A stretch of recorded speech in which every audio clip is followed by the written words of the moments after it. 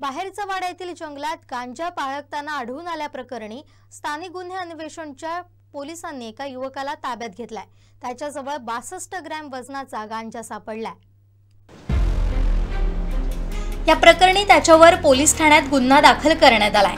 कोलगाव येथील विशाल वडार असं गुन्हा दाखल झालेल्या युवकाचं नाव असून सावंतवाडी बाहेरचा वाडा इथं तो गांजा विक्री करत असल्याची माहिती स्थानिक गुन्हे अन्वेषण शाखेच्या पोलिसांना मिळाली होती।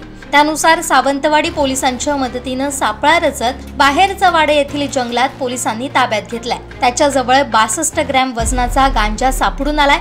त्याची किंमत सरकारी दरानुसार 600 रुपये एवढी आहे। त्याच्या सोबत काही अन्य युवक देखील होते अशी माहिती असून पोलीस त्यांचा शोध घेत आहेत।